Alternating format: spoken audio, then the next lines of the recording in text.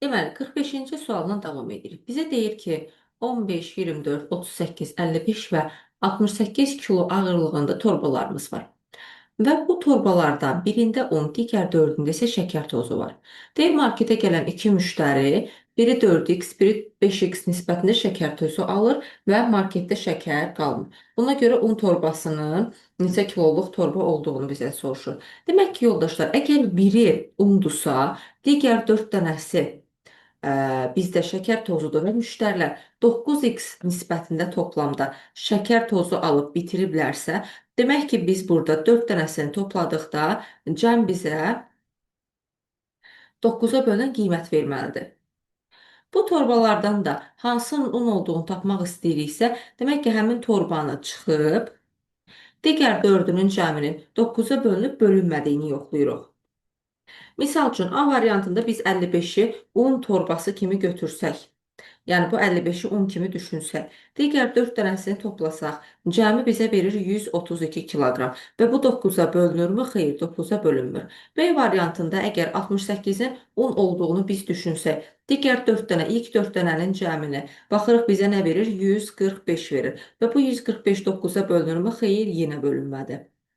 Və əgər biz düşünsək ki, C variantında 15 kiloluq torba 15-ə deməli 15 kiloluq əgər ki torba un torbasıdırsa, digərləri şəkər torbasıdırsa, yenə baxırıq, yoxlayırıq, bölünürmü, bölünmürmü deyə. Burada da baxırıq ki, yox, alınmır. Bizdə qalır axırıncı D variantı. Biz deyirik ki, 38 kiloluq un torbası olsa, digərləri 15, 24, 55 və 68 kiloluqlar toplasaq şəkər tozu verirmi bizə? Bəli, cəm bizə 162 kiloqram verir və bu 9-a tam şəkildə bölünür. Deməli ki, 38 kiloluq una aiddir, digərləri şəkər tozuna. Bu da bizə D variantının un olduğunu göstərmiş olur.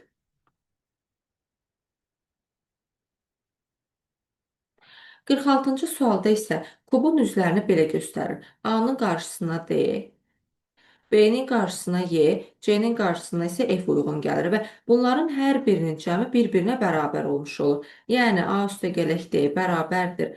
B üstə gələk Y-yə, C üstə gələk D, F də bərabərdir onların cəminə. Belə olan halda bizə deyir ki, bizə bir şərt veribdir. B kiçikdir C-dən, o da kiçikdir A-dan şərti. Biz buna aid şagirdlərlə dərsdə mövzu olaraq istər toplaması, istər fərqi, vurması, bölməsi, bunlara aid xeyli test işləmişik. Və demişik ki, əgər B kiçikdirsə, deməli onun yanında olan Y ən böyük olacaq. Əgər növbəti gələn bizdə C-dirsə, C-nin yanında olan F demək ki, ortada duran qiymətdir. Və əgər bizdə ən böyük A-dırsa, onun yanında duran D isə ən kiçik qiyməti bizim üçün ifadə edəcək. Və variantlara baxdıqda D kiçikdir F, F də kiçikdir Y şərti harda ödənir? C variantında ödənir. Deməli, düzgün cavabımız bizim burada C variantı olmuş olur.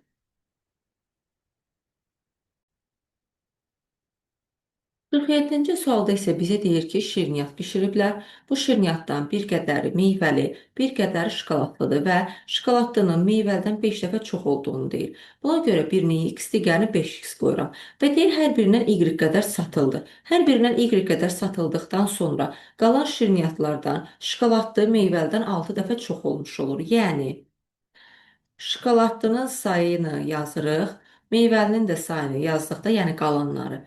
Çünki y qədər satılıb və x çıxaq y qalanlardır. Digər tərəfi mən 6-ya vurmalıyam ki, bir-birinə bərabər olsun. Bu tənliyi həll etsək.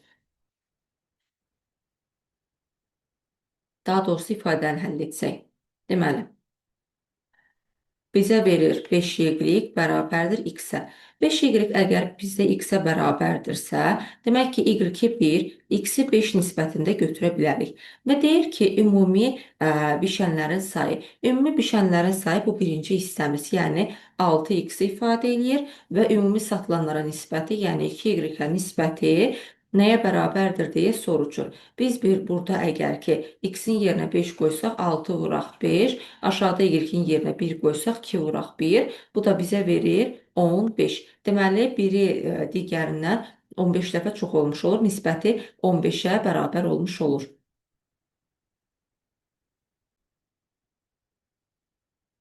48-ci sualda isə bizə deyir ki, vurma əməlini yerinə yetirir. Amma vurma əməlini yerinə yetirərkən biz bilirik ki, normalda bir dənə sürüşdürərək getməlidir. Yəni 3-ə vuranda artıq burdan yox, burdan başlamalı idi.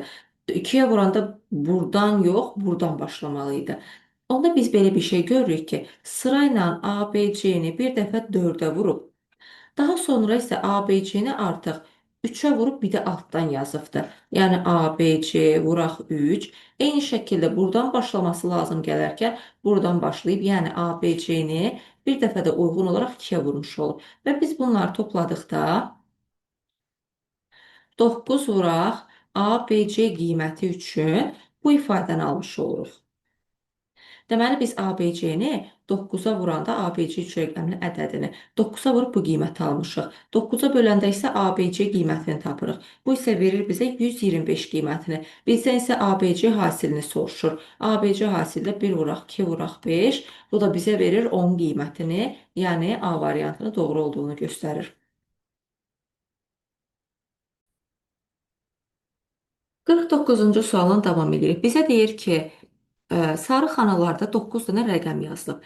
Rəqəm dediyinə görə yoldaşlar, biz sıfırı da nəzərdə tutmalıyıq. Sıfırdan 9-a kimi biz bilirik ki, ümumilikdə bizim 10 dənə rəqəmimiz var. Bu 10 dənə rəqəmdən isə 9 dənəsi yazılıb, bir dənə rəqəmimiz yazılmayıbdır.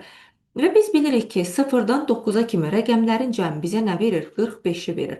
Burada 3 onları qruplaşdırır və sonda buradakı bu 9 dənə rəqəmi topladıqda biz baxırıq ki, 9, 13 və 17. Çünki deyir ki, hər sətr üzrə bu sətrin cəmi buradadır, bu sətrin cəmi burada, bu sətrin də cəmi burada, ən sonda yazılıbdır.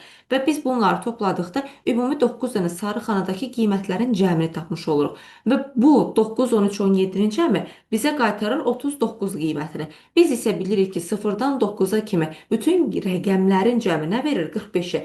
Aradakı fərq nə verir bizə? 6. Demək ki, biz 0-dan 9-a kimi 0 və 9 da daxil olmaqla yazmışıq bir dənə 6 rəqəmini istisna olaraq yazmamışıq. Deməli, yazılmayan rəqəmimiz bizim 6-dır, yəni D variantı doğru olmuş olur.